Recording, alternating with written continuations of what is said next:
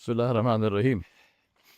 الحمد لله رب العالمين، والصلاة والسلام على أشرف الأنبياء والمرسلين، محمد رسول الله صلى الله عليه وعلى آله وصحبه وسلم تسليما كثيرا كثيرا. It's a beautiful misty morning, and we are walking here in Ashley Reservoir. And thank Allah subhanahu wa ta'ala for granting us these opportunities, the beautiful places and this company of good friends. Alhamdulillah. There was a man called Hakim al-Tai.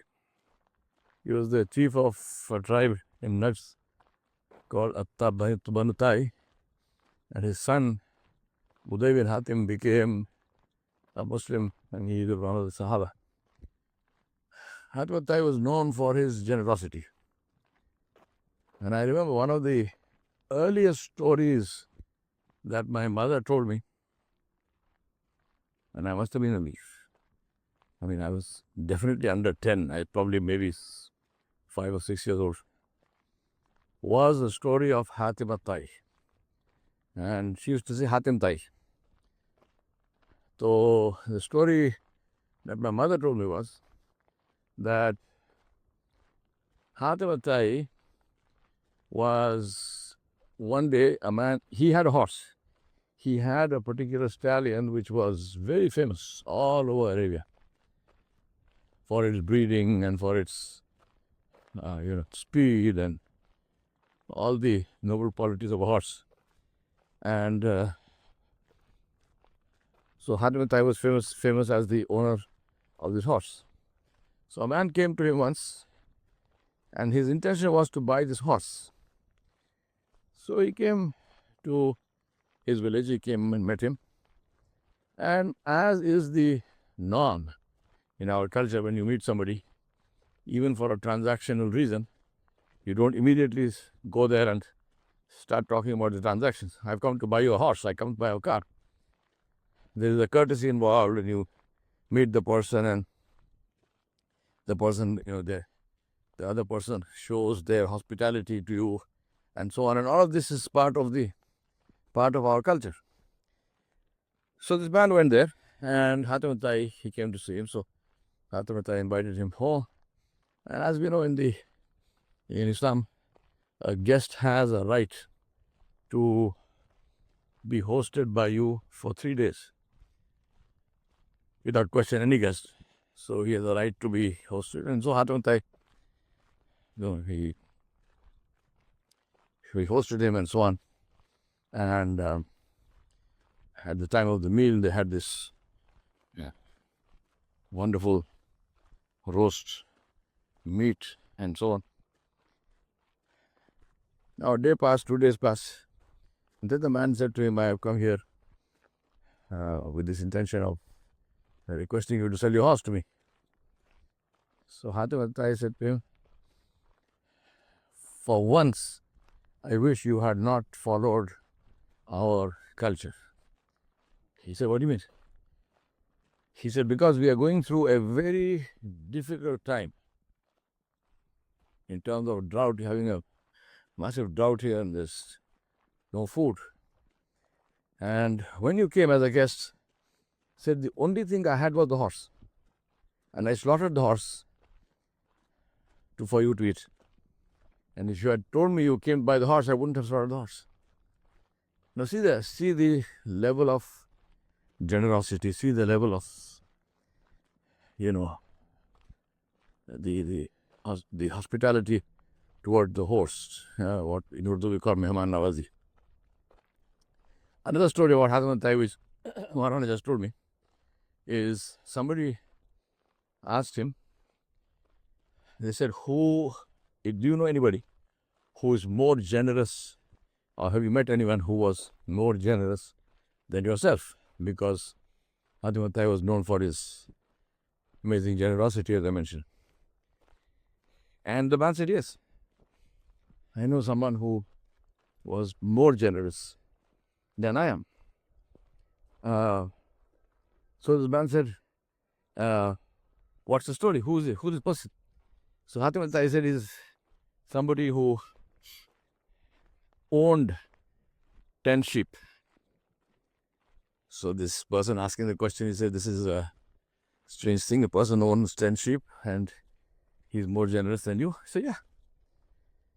So he said, what's the story?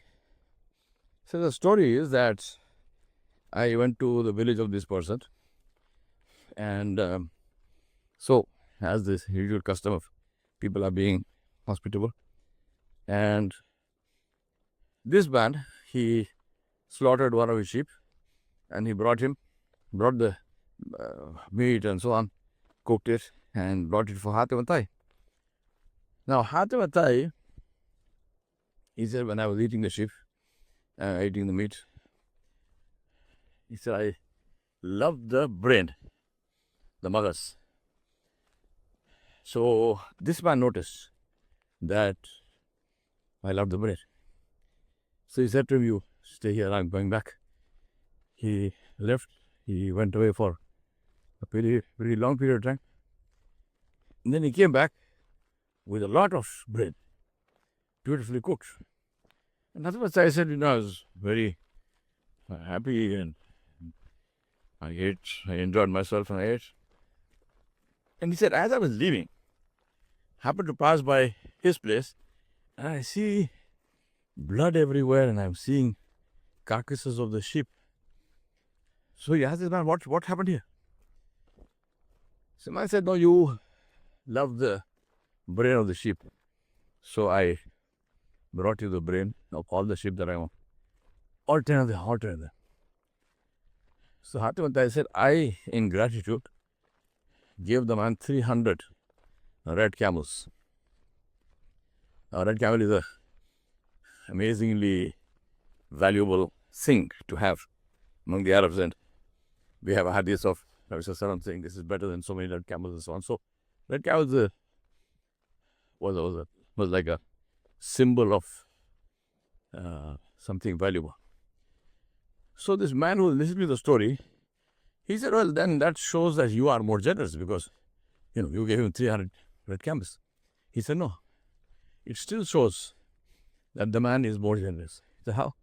He said, because he gave me everything he had, and I only gave him a small part of what I have, because he was a very wealthy man. So he gave me only a small part. And I want to add to that by telling you my personal story, and also telling you one very basic fundamental principle I have in life, which is that I believe that there is no such thing as repayment. You can never repay somebody. And this is a very big thing that happens with people. Someone does something for them, and when they do something else in return, maybe send them a thank you card or just say thank you or something, and they say, I have repaid. And those are the exceptional ones. The usual ones, they just ask you for a favor, they take it and go away, and you never see them again until they need the next favor. But anyway, even the exceptional ones, they do something for you and they say, well, I have repaid this person. My submission is that nobody can ever repay anyone else for anything. And the simple reason for that is that the other person did whatever he or she did for you first. They did that without expectation of reward. They did that without being asked. They did that because they were sensitive enough to know what you needed, and they went out of their way to give you what you needed without being asked. Whatever you do in repayment is repayment. You're doing it because of what the other person did. If the other person had not done that thing, you would not have done it. You wouldn't have done what you call repayment. So how is it repayment? You are not repaying because the deed is based on the intention. So your intention is to repay in exchange for what came to you first. So there's no repayment. So if someone does good for you, no matter what it is, no matter who the person is, no matter how small or big it is, always remember that you owe them, and you will continue to owe them all your life, irrespective of what you may do subsequently in return. Now, my story. I had been working for 16, 17 years, and then I decided to become an entrepreneur. And I left my job. I settled down in Bangalore. I had very little savings. I invested them in a business that one of my friends had as a partner in his business. And then, after about a year or so, this friend comes to me and says, I need you to give me some more money. So I was shocked. How do I have no money? How do I give him? I said, for what? He said, no, because I'm going to put in more money in the business myself. And if you want to maintain your percentage of your share, then you have to match it. Otherwise, from being at that time there were three of us, so it's 33%. So your percentage will go down. Now, I didn't know what to do. I had no money, and all I had was invested in this. And I was really very distraught because my consulting business at that time, this was in the first year of that consulting business also looked like it was going nowhere. Because I was new in the market. I had almost no contacts, no network. So I was in a bind. Now, I had a friend called Bertie, Cuthbert Swaros Jr. So very, very dear, very close friend of mine. Both of us were planters in the Anamades and elsewhere. So while this was happening, on a Sunday, Bertie happened to come down from the estates to Bangalore. And he always came to see me, so he came. And 5 minutes after meeting me, he told me what's wrong. So I said, what do you mean what's wrong? He said, something is wrong. I said, nothing is wrong. He said, don't bloody tell lies to me. Something is wrong. What is it?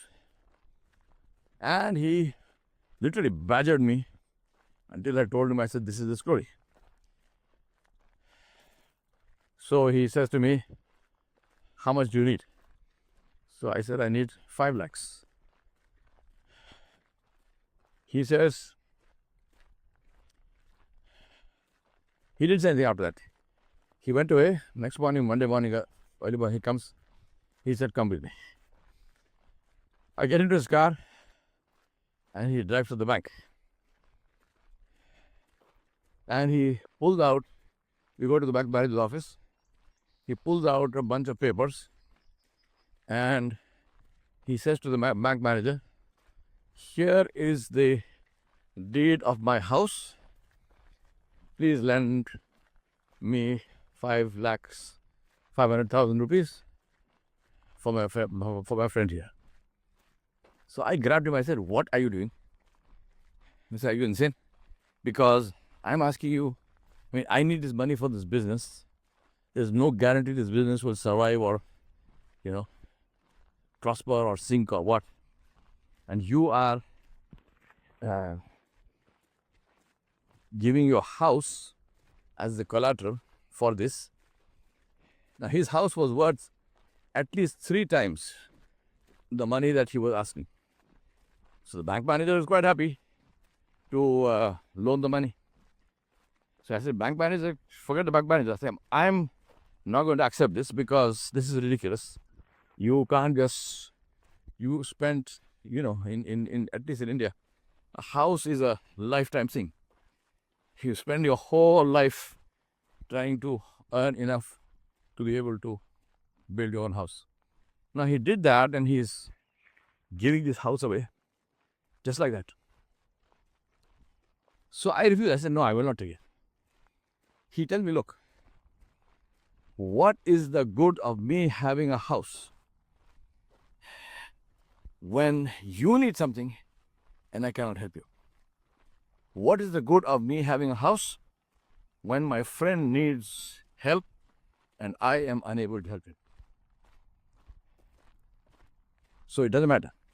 If the house goes, let the house go. Anyway, to make a long story short, I still didn't take the money from him. I still didn't allow him to do that. But my point is here that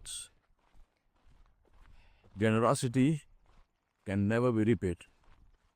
There's nothing that I can do in my whole life to repay just that, even though I didn't take it, but just the whole action of how Bertie dealt with this and what he did and what he saw. His intention, his generosity, his thought, his friendship.